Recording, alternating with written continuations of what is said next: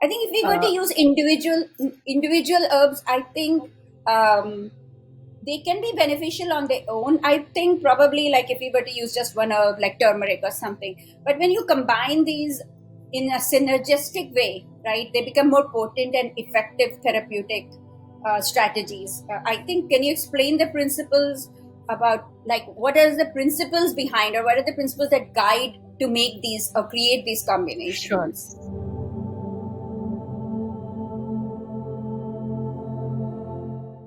Sure, sure, absolutely.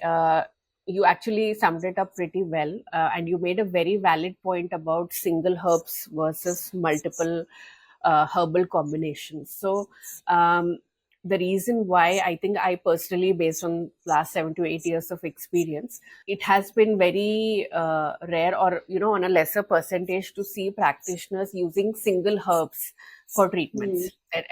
That has lessened actually, and the simple reason for this being the core disease pathology is very strong.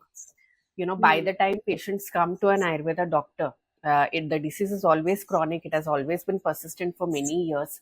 There are multiple levels of pathologies involved.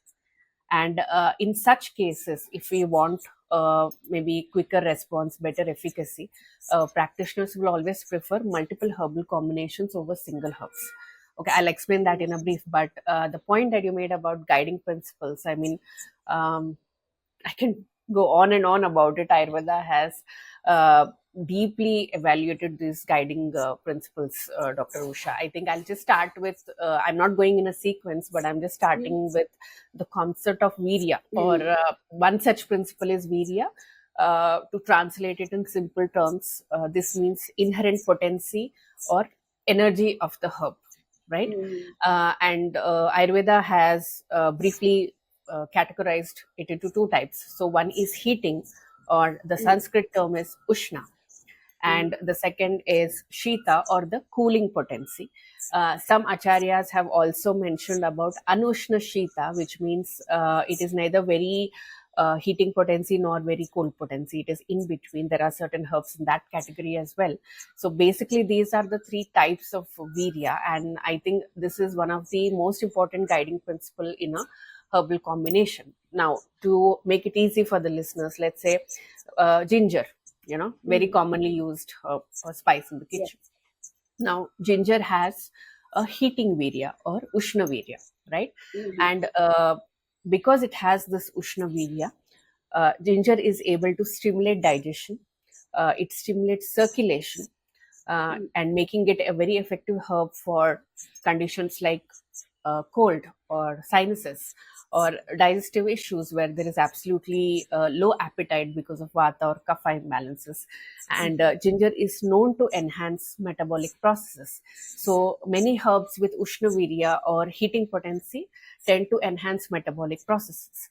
Now, quite opposite to this is amla, right? Amla Hmm. is also very frequently used. Amla has a cooling virya or a cold potency.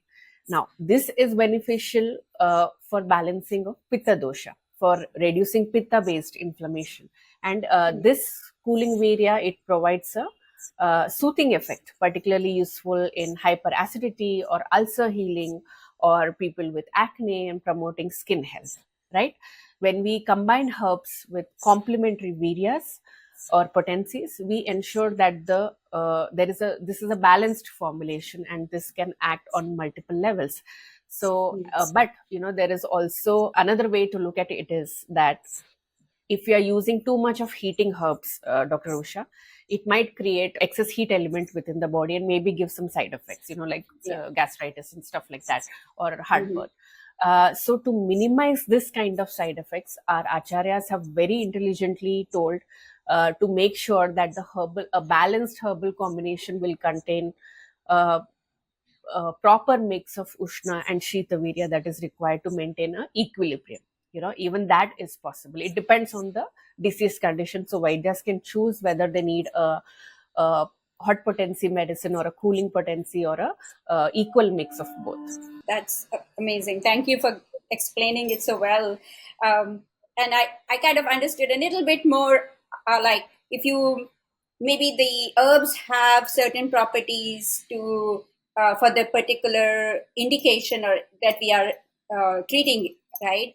And we would like to use the heating one, but it's not, it's too heating. So now if we add a cooling one, we can still use, because the mechanism of action actually is great for that particular or disorder. So that is, it is kind of very complex, and it takes a little bit of understanding to understand why a cooling herb is mixed with a warming herb, because the person needs the warming, but you don't want too much warming, so you want it to, that kind of. And it was a lot of thought. It's amazing how uh, all this was put together, right? And these formulas have been written, and there's that Ayurvedic pharmacopoeia where you can find some of these, and a lot of these formulas. So Right. interesting. And like you said, the taste. I understand that in Yeah. Ayurvedic taste, or taste plays a very significant role in both the therapeutic and the energetic properties, like, which you just explained so very clearly. And I would like to know if you can explain the concept of taste of the herbs, like herbs and taste, to our listeners, because I get asked that too in my practice. Yeah. So, taste in Sanskrit is called as rasa. And this concept of rasa is very crucial in selecting the herbs. So, as per Ayurveda, it recognizes six tastes, Dr. Usha. So, there is sweet, there is sour, there is salty, bitter, pungent, and astringent. So, these are the Mhm. six varieties of rasas. And by including a varieties of taste, um, we kind of engage all of the bodies, the all of the taste receptors in the tongue, and this can enhance the assimilation and effectiveness of the formulation. So there is a very Mhm. scientific reason behind choosing a particular taste for a particular condition. And in when you talk about modern pharmacology, the rasa or taste is very important for determining the therapeutic properties and efficacy of medicinal substances or Ayurvedic herbs. What this rasa does is it influences herb absorption or drug absorption. It influences metabolism. It influences overall bioavailability of that herb, and it ensures that the targeted therapeutic outcomes are taken care of. Right. So, if by understanding rasa in a herb, Ayurvedic practitioners can predict drug interactions. They can talk about synergistic effects, and they can provide personalized treatment plans using the same. Now, just to give you an example, make it easier for the audience to understand, bitter taste, right? Um, the most common bitter taste herb we know is nimba. Mhm. So, nimba, yes, bitter taste is known for its detoxifying action. So Mhm. Ayurveda has very elaborately mentioned what each rasa can do within our body. So what sweet taste can do, what sour taste can do. Neem helps in detoxification, and it is also known to have krimigna or anti-parasitic properties. Okay. Mhm. Now I'll talk about licorice, which is also very commonly used. Licorice is known to have madura rasa or sweet taste. Now, where this sweet taste is useful is for conditions where nourishing the tissues is required, where there is extreme tissue depletion, where there is high vata.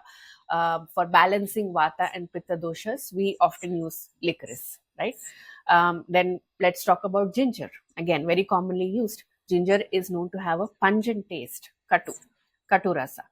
This Mhm. pungent taste is very important to stimulate digestion. It is very important to stimulate metabolism, and ginger is a very effective kapha dosha balancing herb, right?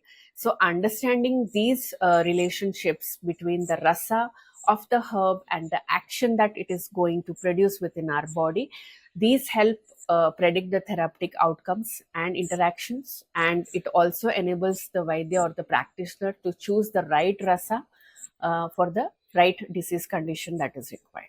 Yeah, yeah, yeah. Very, very interesting. It's like the sensory symphony going on in Yes. our body. Yeah, and I get it. And you're saying that in Ayurveda, that each taste has a specific effect on the doshas, right? The Right. vata, pitta, and the kapha, and these can influence the balance within the body, right? So that's Right. what I understood from what you said.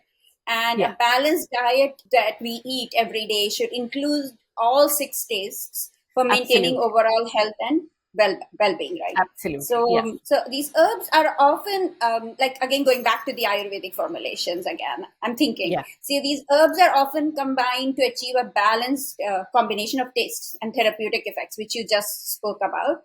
And Ayurvedic formulation, like you were talking about licorice, right? It's like may include a sweet tasting herb and to balance a bitter tasting, like the detoxifying herb that you just spoke about, which is a neem, or a sour tasting herb can be like amla, like amalaki or gooseberry is usually have a sour taste going into sweet too. So it's a little bit complicated there.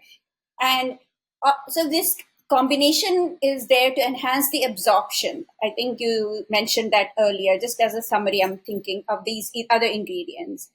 And Ayurvedic practitioners usually look at taste, the preferences of the taste, and the innate constitution or prakriti, right, of the individuals when recommending the herb, the combination of the herbs and their formulations to their patients or clients. So I'm thinking somebody who comes with a Vata constitution probably can benefit by, or what I've understood is sweet, sour, and salty kind of a taste to balance Absolutely. their excessive air, right, and their dryness Absolutely. that comes with too much air. While with a Pitta kind of constitution, which is dominated by that fire element, may be benefited from having a cooling and a bitter tasting herb to balance that fiery nature that they have. There is which is because of the imbalance. So I'm thinking that the taste of herbs in Ayurveda is beyond the sensory experience. Of course, there's a sensory symphony going on, but it's also beyond Yeah. that. It is also an essential aspect of the therapeutic effect and the energetic qualities, right? Like you were saying, some are nourishing, some are depleting.